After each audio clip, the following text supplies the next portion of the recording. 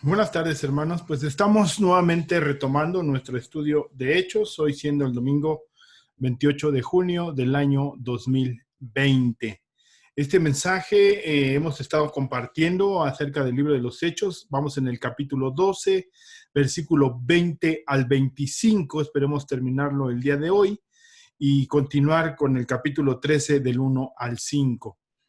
Quisiera hacer una oración siempre antes para pedirle al Señor que Él nos guíe, que Él nos dirija, que nos dé el entendimiento, que nos dé la sabiduría para poder compartir el mensaje con toda libertad. Padre, te damos gracias, Cristo Jesús, en esta tarde y te pedimos, Señor amado, que cada uno de nosotros nos fortalezcas en entendimiento, en gracias, Señor, conforme a tu soberanía, a tu amor y a tu bondad.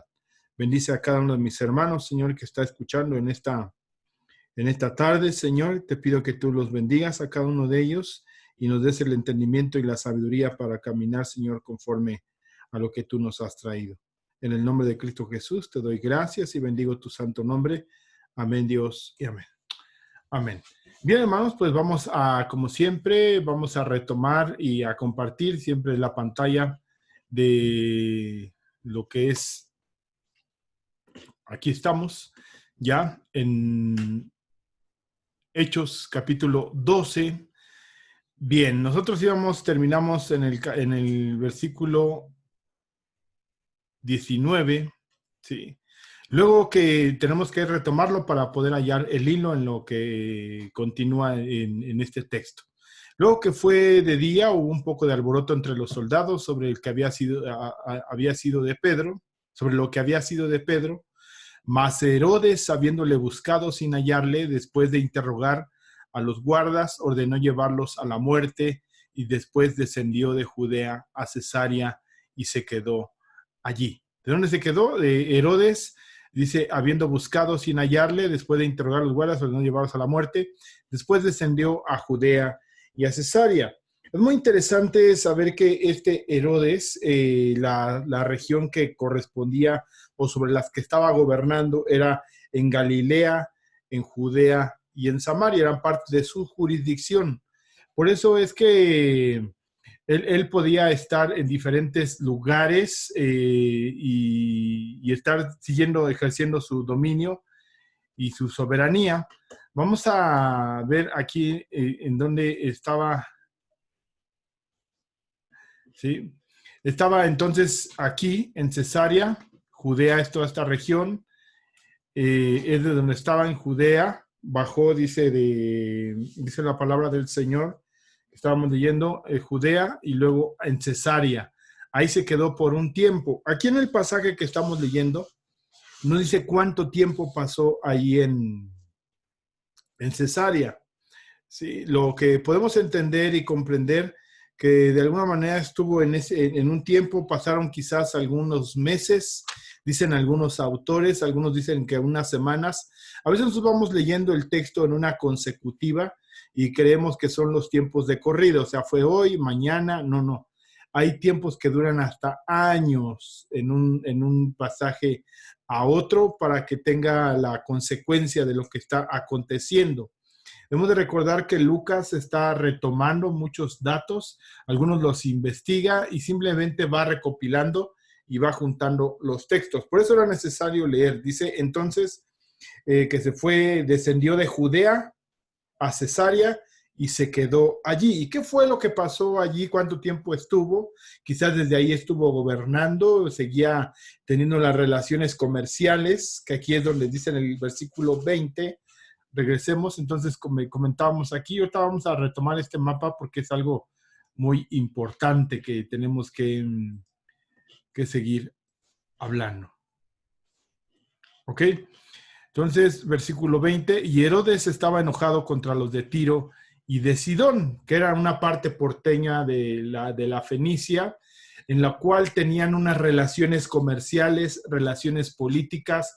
De esta parte de Palestina era donde se llevaban los granos, era el comercio de granos hacia esta región, y estos hombres de Tiro y de Sidón querían seguir manteniendo esta relación comercial con la Palestina, con la parte de ahí de Judea, y que esos granos pudieran ser enviados, y esa era parte de su preocupación. Entonces, había un interés comercial, un interés político, quizás a la manera como hoy, un bloqueo económico que no estaba llegándole los granos. ¿Por qué? Porque la situación es que él estaba enojado. ¿Contra quién? Contra los de Tiro y de Sidón. Esa era la situación en la que él se encontraba. Pero ellos vinieron de acuerdo ante él, sí. ¿Y qué es lo que pretendían hacer con él? Dice, estaba enojado contra los de Tiro y de Sidón, pero ellos vinieron de acuerdo ante él. ¿Quiénes se pusieron de acuerdo? Los de Tiro y los de Sidón, para llegar en el mismo tenor, en el mismo sentir, en el mismo pensamiento, y llegar y negociar con él. Dice, y sobornado Blasto, que era su camarero. No hay muchos datos que tengamos de Blasto, qué es lo que hacía, cuál era su función, por qué tenían que llegar a través de él. Pues de alguna manera lo que podemos deducir en base al texto, al propio texto, es que era alguien importante, el cual siempre era un filtro para llegar hasta él. Entonces lo sobornaron, no dice cuántos eran, pero lo sobornaron para poder tener acceso a él, poderle comentar cuál era la situación política, la situación económica, por qué le surgía seguir teniendo negocios. Pero siempre este hombre en su capricho, que ahorita vamos a leer un poco cuál era su pensamiento, cómo actuaba, cómo vivía, cómo pensaba, y de esta manera poder entender mucho de lo que estamos tratando de comprender a través de este pasaje, quién era Herodes Agripa. En la palabra del Señor se manejan siempre 4 Herodes que están citados. Uno es Herodes el Grande, que lo podemos encontrar en Mateo capítulo 2, del versículo 13 al 16. En Lucas capítulo 3, versículo 1, habla de Herodes Tetrarca o Herodes Antipas, que lo encontramos también citado por el Señor Jesús en Marcos capítulo 8, versículo 15, en Lucas capítulo 23, versículo del 7 al 12, y Hechos 4, 27. Entonces, inclusive vemos que de alguna manera este es el que encontramos citado. Sí. En Mateo capítulo 4, versículo 1 al 12, este es muy interesante porque esta era la idea. Inclusive había una secta llamada los Herodianos que se identificaban mucho con el proceder y actuar de las diferentes descendencias de Herodes. Herodes tuvo muchos hijos, tuvo varias mujeres, y de entre esos hijos, algunos son primos, algunos son tíos, mencionados en este pasaje, que eran portadores del mismo nombre. Lo único que cambiaba era con lo que se identificaba: Herodes Tetrarca, Herodes Agripa I, Herodes Agripa II, que era hijo de Agripa I. Inclusive de este que estamos hablando, de Herodes Agripa I, su padre Aristóbulo lo mató su padre Herodes el Grande, y el que estaba gobernando era su tío Herodes Tetrarca o Herodes Antipas, después de que Herodes el Grande murió. Ese es el que encontramos en Mateo capítulo 2, versículo 13 al 16. Este era este personaje. Ahí encontramos a Herodías, que era la mujer de Felipe, hermano de Herodes Tetrarca o Herodes Antipas, en la cual su hija Salomé fue la que pidió la cabeza de Juan el Bautista. Pero vamos al pasaje que estamos leyendo. Dice: y Herodes, enojado contra los de Tiro y de Sidón, ellos vinieron de acuerdo ante él, y sobornando a Blasto, que era camarero, sobornado Blasto, camarero mayor del rey, pedían paz. Entonces había cierta guerra económica, cierto bloqueo para seguir teniendo comercio, porque su territorio era abastecido. Aquí estamos en el sentido del comercio. ¿Sí? Hay pasajes en el Antiguo Testamento, desde hace 2000 años, el sistema comercial entre los palestinos y los de Sidón y los de Tiro era algo normal, inclusive desde la época de Salomón. Podemos encontrar que había ese tipo de negociación del abastecimiento del grano. Dice, porque su territorio era abastecido por el rey. Entonces entendemos que hubo un desabasto, pedían paz, Inclusive puede coincidir con parte de lo que había salido el apóstol Pablo y este Bernabé en el capítulo 11, versículo 30, habían salido a causa de una hambruna que iba a haber en esa región y quizás era parte por lo que no estaba llegando el grano, dice, lo cual en efecto hicieron enviándolo a los ancianos por la mano de Bernabé y Saulo, que habían salido de Antioquía y habían estado visitando Jerusalén. Bien, entonces esta era la situación por la que se acercaron los hombres de Tiro y de Sidón para pedir nuevamente que se restableciera el favor del rey para continuar con el comercio, ¿sí? Porque había entonces un desabasto. Y un día señalado, aquí no dice, aquí es donde quisiera recurrir al historiador Josefo, que vamos a leer algunas cosas, dice Antigüedades de Josefo, están así citadas 1982. En aquel festival, este festival que está mencionando, que es lo que se hace una alegoría, coincide este texto de lo que narra Lucas con lo que narra Claudio Josefo. Dice, se reunió un gran número de personas de muy alta dignidad en la provincia.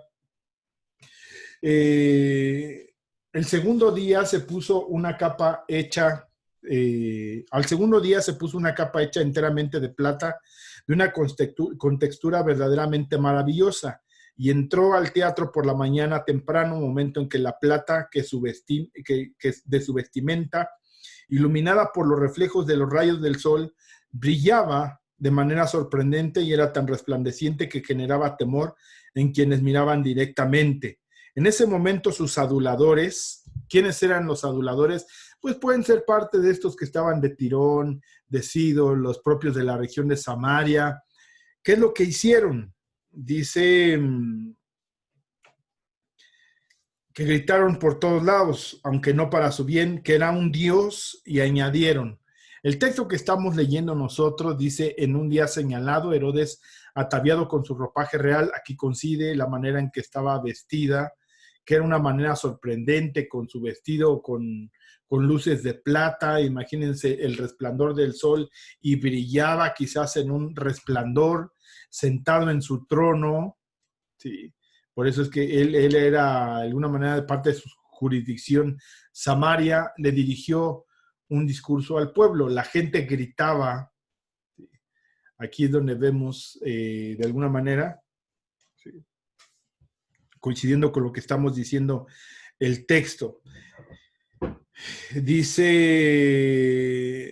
que era un Dios, dice el texto, estamos leyendo de Josefo, dice que era un Dios y añadieron, sé misericordioso con nosotros porque aunque hasta hoy ha sido reverenciado como un hombre, sin embargo de ahora te reconoceremos como un ser superior a la naturaleza mortal. ¿Qué quiere decir un Dios o un semidios? Pensando en la cultura griega, ¿sí? Después de esto, el rey nada hizo para reprenderlos ni por rechazar sus halagos impíos. Pero al levantar la vista vio sobre su cabeza un búho en una cuerda y comprendió de inmediato que esta ave era portadora de malas noticias, como había sido una vez para él mensajera de buenas nuevas, y se sumió en la profunda tristeza. Además sintió un dolor intenso en su vientre que fue haciéndole más y más fuerte, por lo que miró a sus amigos y les dijo, a mí, a quien ha llamado un Dios, se me ha ordenado abandonar esta vida, porque la providencia reprueba las palabras mentirosas que me dieron hace un momento. A mí, que ustedes llamaron inmortal, ahora la muerte se me aproxima. Y ahí es donde se pudiera romper la paradoja, ¿no? De él sintiéndose un Dios. Primero recordar en los primeros capítulos del capítulo 12, del versículo 1 al 5, vemos que él toma la vida de Jacobo, ¿sí?, a uno de los apóstoles. La semana pasada hablábamos de eso, que era uno de los primeros mártires registrados, pero de los apóstoles, porque Esteban fue el que murió apedreado, pero Jacobo y Herodes, conociendo la tradición y la ley judía, lo mandó matar a espada, que matarlo a espada significaba que era un hombre que que estaba llevando a la gente a la idolatría. ¿Y quién era esa idolatría en el pensamiento de aquellos que estaban escuchando judíos? Era de que le estaban quitando el honor y la gloria a Jehová, a Yahvé, a Yahweh, al Altísimo, y se la estaban dando a Cristo. Aunque sabemos que nosotros, con ciencia cierta y con toda claridad, estaban compartiendo el Evangelio, y sí, para glorificar a Cristo, siendo partícipe de la misma deidad que el Padre y el Espíritu Santo, siendo Dios. Entonces, en su entendimiento corto y al no comprender el propio Evangelio, creían que los estaban llevando a una idolatría, y por eso decidió matarlo a espada. Y para seguir teniendo el consentimiento de ellos, para congraciarse con ellos, también tomó a Pedro, quizás queriendo llevarlo a la misma suerte. Pero hemos de recordar que estaba las fiestas cercanas de la Pascua. Quizás buscó ese momento donde hubiera mucha gente, donde hubiera mucho público, para que de esta manera pudiera ser reconocido por muchos. Entonces dice la palabra del Señor que estamos leyendo aquí, para retomando el texto bíblico: el día señalado, Herodes, ataviado con su ropaje real y sentado en su trono, le dirigió un discurso al pueblo. La gente gritaba: voz de un Dios y no de hombre. Coincide con lo que dice Josefo, que él pronunciaba. Dice: sé misericordioso con nosotros, porque aunque hasta hoy has sido reverenciado con un hombre, sin embargo de ahora te reconocemos como un ser superior de naturaleza a la naturaleza mortal. Entonces, diciéndole que era un Dios. Dice, entonces estábamos leyendo aquí: voz de un Dios y no de hombre. Al instante el ángel lo hirió, porque no había dado la gloria a Dios, y Herodes murió comido de gusanos. Y aquí, aunque coincide Claudio Claudio Josefo, que fueron 5 días para que tuviera su muerte, aquí el texto pudiera parecer que lo narra de una manera momentánea, ¿no? Y ahí se ha habido varias interpretaciones con respecto al texto, ¿sí? En el cómo se desarrolló su muerte. Entonces, Herodes murió comido por los gusanos. Sí, miren, otra lectura. En aquel tiempo, estamos hablando de otros que murieron de la misma manera. Sí. Dice: el carácter de Herodes y su condición física también se describe con lujo de detalles en Antigüedades de Josefo. El comentario bíblico de Jerónimo también se habla de cómo murió, nos informa de los terribles detalles sobre su muerte. Así el antiguo escritor trata de mostrar lo que ocurre a quienes ofenden a Dios. Antíoco IV Epífanes murió también de la misma manera. ¿Y dónde podemos encontrarlo registrado? Aunque es un texto apócrifo, de alguna manera narra algunos eventos históricos que sí sucedieron. Tanto están registrados en estos libros apócrifos como en algunos libros históricos, hablando de Antíoco IV Epífanes, que fue uno de los que trató de blasfemar contra Dios, contra el templo, ese lugar sagrado, hizo sacrificios de cerdos, quiso establecer ahí una estatua suya para que le fuera adoración. Mire lo que describe el texto. En Segunda de Macabeos, capítulo 9, versículos 5 al 18. En aquel tiempo Antíoco había regresado de Persia sin honra, porque cuando entró en la ciudad llamada Persépolis, intentó saquear el templo y tomar la ciudad, pero la multitud se levantó en armas y puso en fuga a Antíoco y a los suyos. Así fue como Antíoco, después de huir, regresó lleno de vergüenza. Cuando llegó a Ecbatana, se enteró de lo que había acontecido a Nicanor y a Timoteo. Lleno de ira, pensó en vengarse de los judíos, de la injuria que sufrió de los que lo habían hecho huir. Por eso ordenó apresurar la marcha de su carro, corriendo sin cesar, pues lo apuraba el juicio del cielo por haber dicho con tanta soberbia que al llegar a Jerusalén la convertiría en un sepulcro común de los judíos. Pero el Señor, Dios de Israel, que mira todas las cosas, le hirió con una enfermedad infame e invisible, porque tan pronto como acabó estas palabras le sobrevino un dolor cuando terminó estas palabras. De la misma manera, cuando Antíoco Epífanes estaba blasfemando e injuriando y diciendo que iba a terminar con los judíos, dice que terminando de hablar estas palabras le sobrevino un dolor cruel en las entrañas y unos agudos retorcijones de los intestinos. De la misma manera que Herodes Agripa I. Esto era muy justo por cuanto con muchas y nuevas torturas él había atormentado las entrañas de otros. Pero aún con todo esto, él no desistió de su malvada intención. Al contrario, lleno de soberbia, que es lo que muchas veces nos pasa a nosotros, aunque estemos en una situación adversa, seguimos en la misma soberbia, en la misma actitud, en el mismo pensamiento, actuando de una manera contraria a lo que espera el Señor de nosotros. Dice entonces, al contrario, lleno de soberbia y fuego contra los judíos, ordenó que aumentasen la velocidad del carro, y sucedió que al avanzar con tanta prisa cayó del carro y todos los miembros de su cuerpo se quebraron con la gran caída.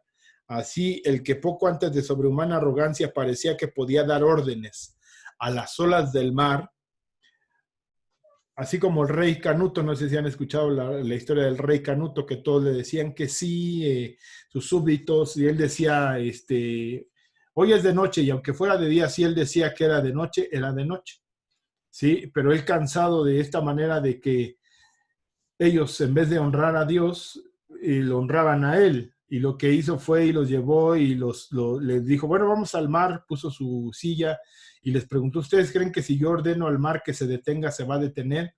Dijo el rey Canuto.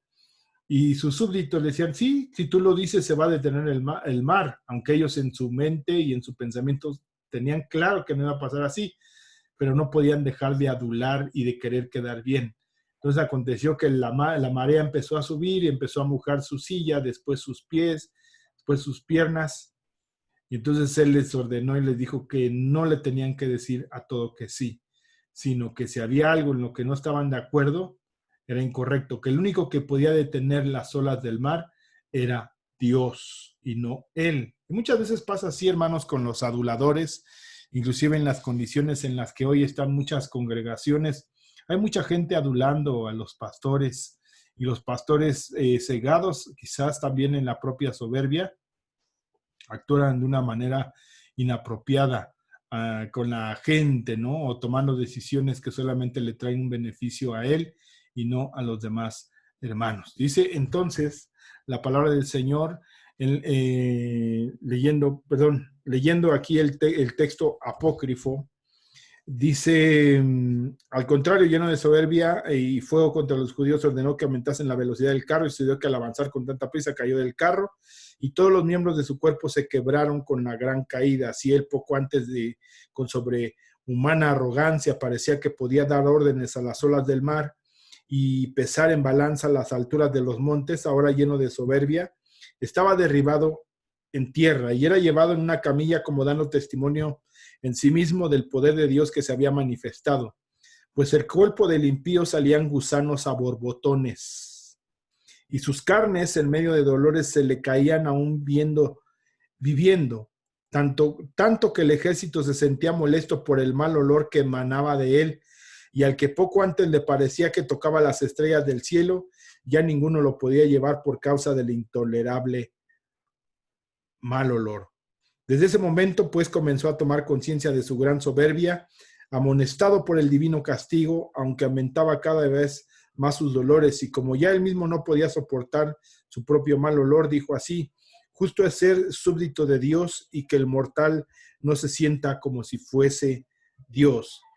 El malvado oraba al Señor de quien no habría de alcanzar misericordia, prometiendo que haría libre la ciudad a la cual había venido con mucha violencia para destruirla y convertirla en común sepulcro, que igualaría a los judíos con los atenienses, aquellos a los que antes no tenía ni siquiera por dignos de sepultura, pues había decidido echarlos a ellos y a sus hijos para ser despedazados por las aves y las fieras, que al santo templo que antes había saqueado lo haría adornar con grandes regalos y aumentaría el número de vasos sagrados. Prometió asimismo pagar de sus rentas los gastos correspondientes a los sacrificios, y que además de todo esto se haría judío, iría por todas partes de la tierra proclamando el poder de Dios, y promesas y promesas y promesas, como A veces, lamentablemente, cuando estamos siendo enfrentados con nuestra propia naturaleza y con nuestra propia debilidad, le pedimos y hacemos muchas promesas a Dios diciendo que ya vamos a cambiar, que ahora sí, que todo va a ser diferente, inclusive con la propia esposa. A veces también decimos, es que ya voy a cambiar, todo va a ser diferente, todo va a estar bien. Y eso es lo que muchas veces está aconteciendo.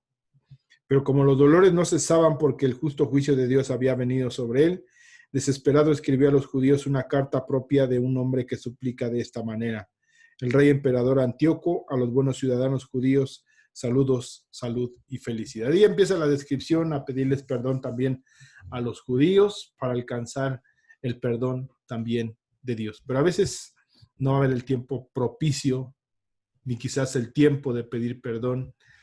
Y estos son de los que se llenan de soberbia y tratan de tomar la gloria de Dios. Hay otro que, de la misma manera, Herodes el Grande, también declara que murió de una manera atroz. Lo declara Flavio, perdón, es Flavio Josefo, no Claudio. Estuve diciendo hace un rato, es Flavio Josefo.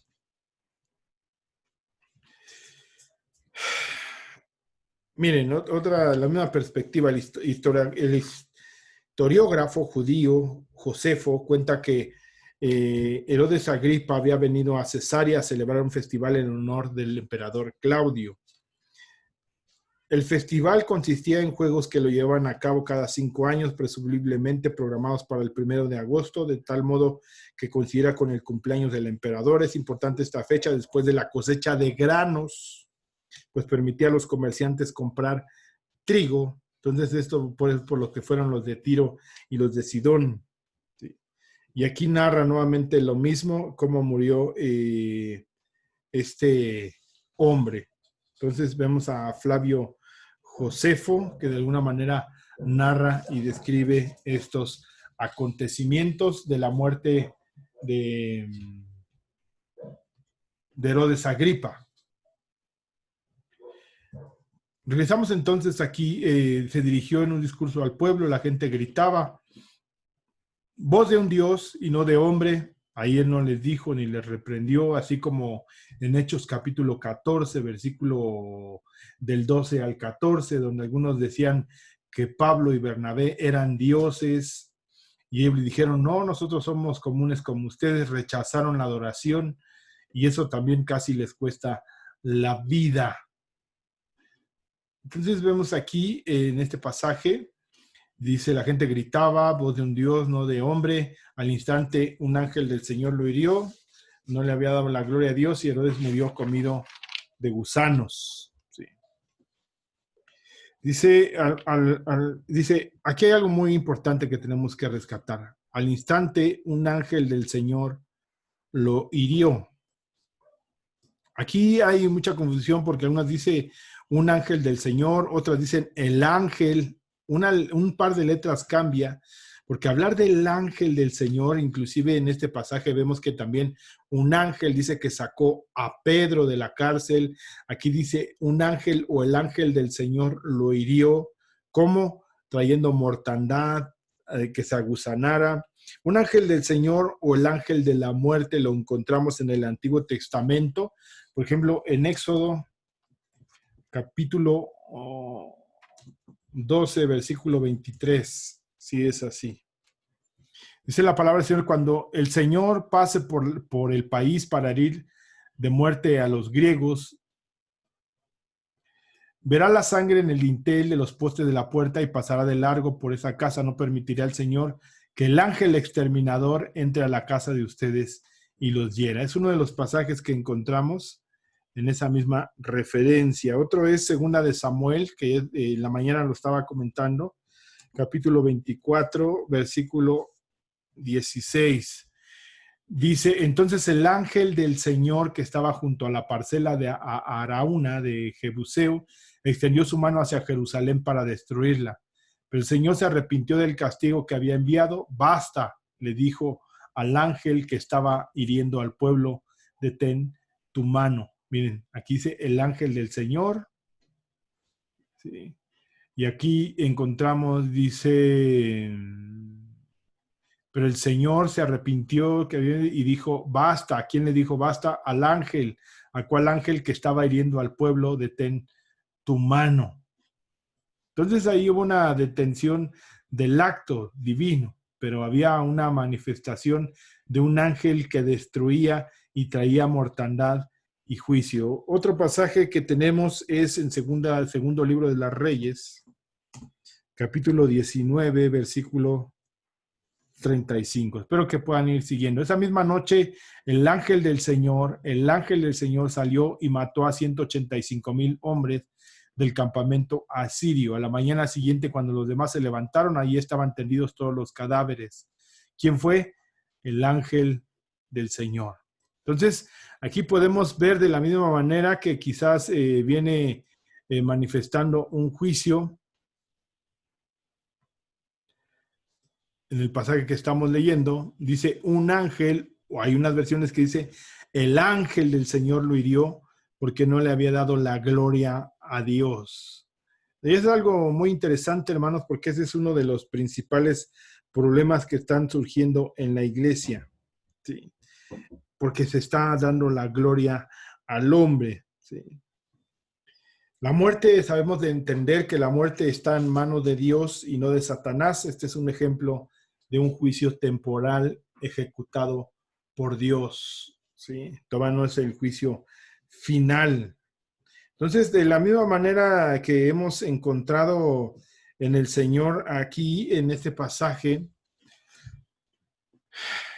algo que nos puede ser una aplicación para nosotros el día de hoy, la gloria de Dios. Y leemos en Romanos capítulo 1, versículo 18, que ya lo hemos estado estudiando. Dice la palabra del Señor: ciertamente la ira de Dios viene revelándose desde el cielo contra toda impiedad e injusticia de los seres humanos que con su maldad obstruyen la verdad. Me explicó lo que se puede conocer acerca de Dios es evidente para ellos, pues Él mismo se lo ha revelado, porque desde la creación del mundo las cualidades invisibles de Dios, es decir, su eterno poder y su naturaleza divina, se perciben claramente a través de lo que Él creó, de modo que nadie tiene excusa, a pesar de haber conocido a Dios. Aquí está. No lo glorificaron como a Dios, ni le dieron gracias.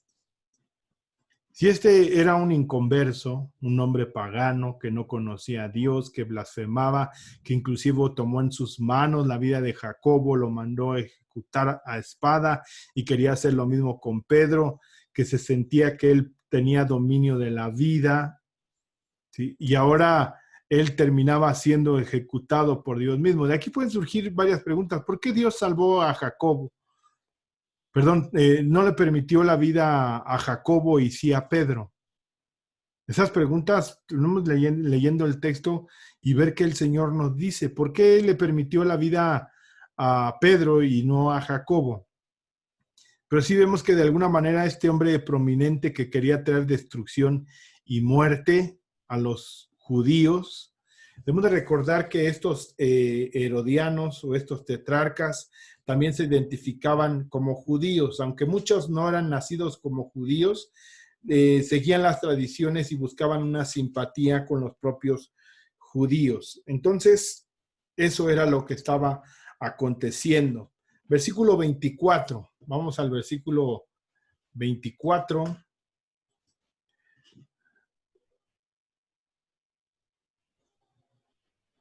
De este capítulo 12.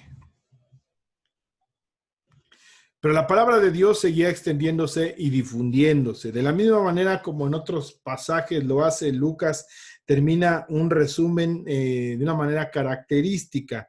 Así lo dice, pero la palabra de Dios, ¿sí?, seguía teniendo su extensión, seguía manifestándose, había misericordia, seguía extendiéndose y difundiéndose por todos lados.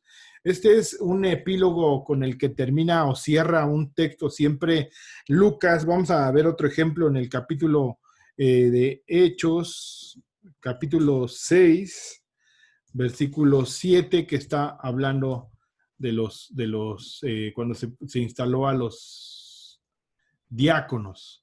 Y la palabra de Dios se difundía de la misma manera, tomando una personalidad la palabra, El número de los discípulos aumentaba considerablemente en Jerusalén.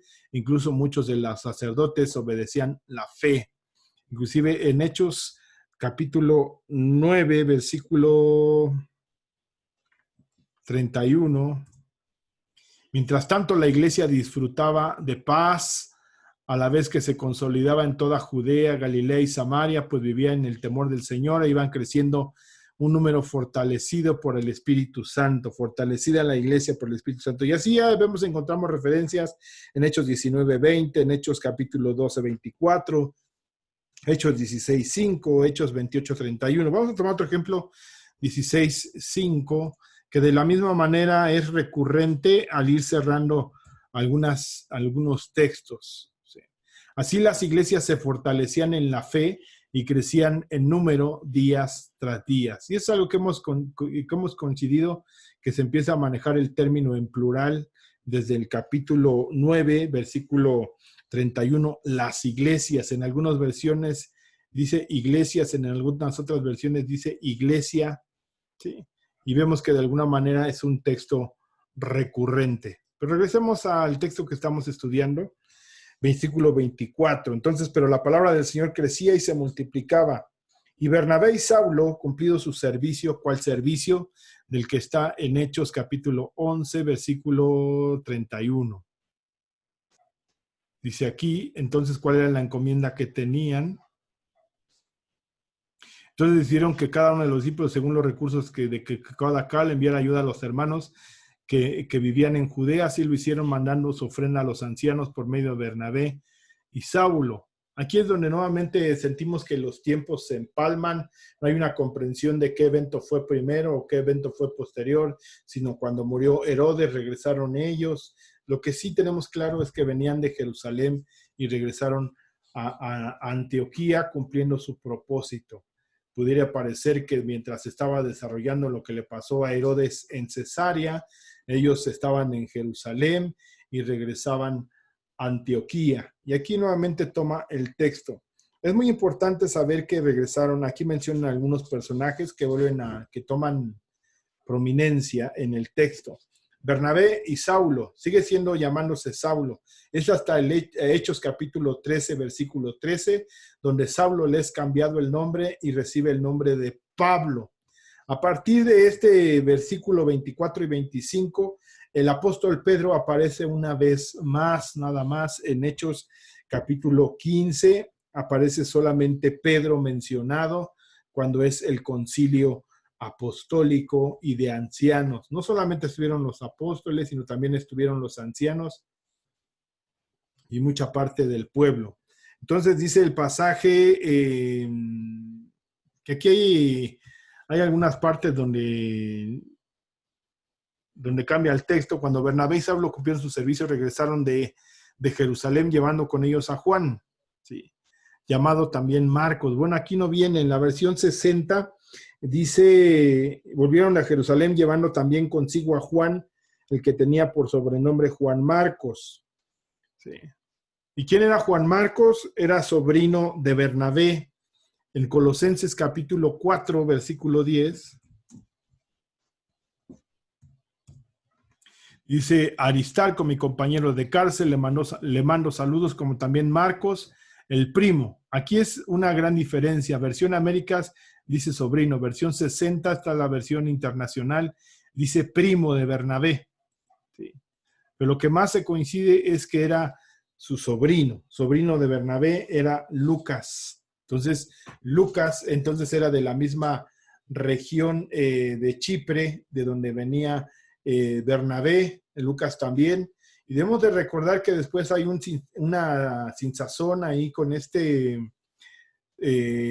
Juan Marcos, el cual se regresa ya en este capítulo 13, lo vamos a ver más adelante, y luego ya después en el capítulo 15, cuando quiere ir con Pablo y Bernabé, Pablo ya no se lo permite, le dice que se vaya mejor, y se van Bernabé y su sobrino Juan Marcos, y Pablo se va juntamente con Silas, y después reclutan a Timoteo en el capítulo 16. Vemos entonces que esa es la manera en que este texto se mueve y vamos a cerrar, hermanos, así esta tarde. Sí, vemos que el que viene a tomar una prominencia ya en los pasajes es Juan Marcos, el que está narrando es Lucas. Vemos en la escena a Saulo, a Bernabé, y después, hermanos, aunque aquí desaparece Pedro, debemos de recordar que el que viene a escribir mucho del Evangelio de Marcos, que es este Juan Marcos, viene tomando las referencias de lo que habla Pedro. Pedro no escribía, pero sí de alguna manera es a través de Juan Marcos o de Marcos el que de alguna manera escribe, escribe el Evangelio según San Marcos. ¿Sí? No era apóstol, ¿sí? Pero era cercano a Bernabé y vemos que en ello también encontramos una unidad, no solamente una identidad como familia, como su sobrino, sino también en el Evangelio de Jesucristo. Y a lo mejor este Juan Marcos dejó de tener viajes misioneros, pero se dedicó a escribir dejándonos un legado muy importante en la descripción de uno de los evangelios también sorprendentes como es el Evangelio de Marcos, que muchas veces no se consulta, el que siempre se consulta mucho es Mateo o Lucas, ¿sí? Que en los evangelios sinópticos es Mateo, Marcos y Lucas. ¿Por qué son sinópticos? Porque se parecen mucho los textos, llevan una misma secuencia, se parecen mucho, parece que cuando ya se escribió uno, el uno consultó al otro y se llevaba ciertamente una consecutiva. El Evangelio según San Juan no coincide mucho en algunas situaciones o trae textos que ni siquiera están mencionados en lo que sucede en los evangelios sinópticos. Bien, hermanos, pues nos despedimos y la siguiente semana continuamos con Hechos capítulo 13, versículo del 1 al 3. Vamos a leer, vamos a ver Hechos capítulo 1, Hechos capítulo 13, perdón, del 1 al 3, para ver qué es lo que sucedía en Antioquía, que se volvió un lugar prominente de la misma manera que lo era Jerusalén. Es ahí el lugar donde se lleva y se proclama y se envía para que se hagan los viajes misioneros que tuvo primeramente Pablo y Bernabé y después Pablo y Silas, segundo viaje misionero que juntan a este Timoteo en Hechos capítulo 16 y continúan hasta el tercer viaje y el último que va a hacer Pablo hacia Roma. Bien, hermanos, pues nos despedimos, el Señor te bendiga y le pedimos al Señor que verdaderamente en todo lo que hagamos gloriemos el nombre de nuestro Dios, todo lo hagamos para honra y gloria de Dios. Dice, si alguien se gloría, gloríese de esto, ¿de qué? De que conoce al Señor. Eso es de lo que tenemos que glorificar al Señor, hermanos, que nos gloriamos en Él, de que lo conocemos, de que nos hemos acercado a esa bondad y ninguno de nosotros tomemos ni tratemos de robarle la gloria a Dios. Todo lo que hagamos, hagámoslo para el Señor, porque en ello ha de ser glorificado, entonces hagámoslo excelentemente. Nos despedimos, hermanos, el Señor te bendiga y que sea contigo, tu familia, que el Señor nos ayude con este estudio del libro de los Hechos, que puede ser muy tardado, hermanos, pero yo creo que va siendo enriquecedor. A mí me va dando una amplitud con respecto al entendimiento de muchos textos y de verdad yo me doy cuenta que en muchas cosas que en su momento había compartido, había hablado, pues las había sacado fuera del contexto y te pido una disculpa porque en algún momento uno abusa del texto o de la idea o del pensamiento y empieza a especular sobre muchas cosas sin tener siquiera la certeza de lo que está establecido en el propio contexto social, político, económico, el propio contexto que se está desarrollando la palabra, el propio contexto que habla la palabra del Señor. Y lo que muchas veces cuando se hacen temas, hacemos el abuso de textos separados. Cuando vamos leyendo texto por texto, nos va llevando de la mano y nos lleva un mayor entendimiento, una mayor comprensión y vemos muchas cosas más claras y no tan sencillas. Por eso hay gente que sigue anhelando y deseando ser como la iglesia primera. Pero cuando leemos la primera carta del apóstol Pablo a los Corintios, Se dice que hay dos cartas, pero hay una tercera que no se conoce o está extraviada. Vemos que hay muchas divisiones, muchas confrontaciones entre la iglesia que estaba en Corintio, una iglesia inmadura.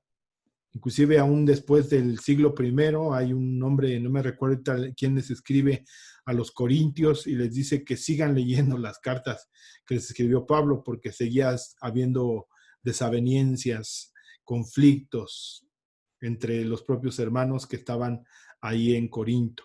Entonces, hermanos, démosle gloria al Señor en todo lo que hagamos, en lo que participamos, en lo que convivimos y llevamos en práctica el Evangelio del Señor, dándole gloria a Dios en todo lo que hagamos.